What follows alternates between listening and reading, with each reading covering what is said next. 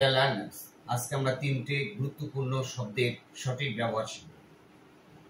Sometime, sometimes এবং sometime. এই শব্দ তিনটি সঠিক ব্যবহার যদি আমরা বাক্যে করতে না পারি, তাহলে বাক্যের সম্পূর্ণ অর্থের পরিবর্তন ঘটে যেতে পারে। তাহলে দেখা যাক এই তিনটি শব্দ বাক্যে কিভাবে ব্যবহৃত হয় এবং কি অর্থে ব্যবহৃত হয়।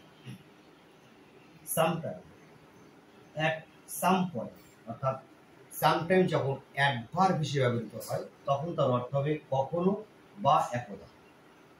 উদাহরণের মাধ্যমে দেখো, I shall phone you sometime in the morning. আমি তোমাকে সকালে কোনো এক সময় বা একদা ফোন করব। সামটাইম যখন অ্যাডজেক্টিভ হিসেবে ব্যবহৃত হবে তখন তার অর্থ হবে অতীতের কোনো এক সময়। সামটাইম যদি অ্যাডজেক্টিভ হিসেবে ব্যবহৃত হয় তখন তার অর্থ হবে অতীতের কোনো এক সময়। উদাহরণ, mister Sen, a sometime teacher, came here. Mister Sen কোনো এক সময় শিক্ষক ছিলেন, তিনি এখানে এসেছিলেন। এবার আসছি সামটাইমস।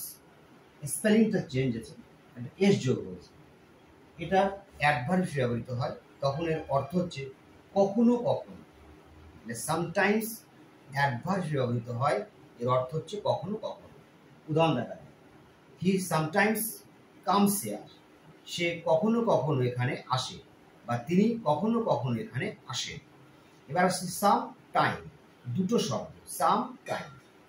সাম টাইম এটা অর্থ হচ্ছে এ পিরিয়ড অফ টাইম, অর্থাৎ এটা অ্যাডভার্ব হিসেবে ব্যবহৃত হয়, তখন এর অর্থ হচ্ছে কিছু সময়। তাই সাম টাইম দুটো শব্দ অ্যাডভার্ব হিসেবে ব্যবহৃত হয়, তখন এর অর্থ হচ্ছে কিছু সময়। উদাহরণটা দেখা যায়, please wait for some time. দয়া করে কিছুক্ষণের জন্য অপেক্ষা করুন। আশা করি কনফিউশনটা দূর হবে। Thank you so much.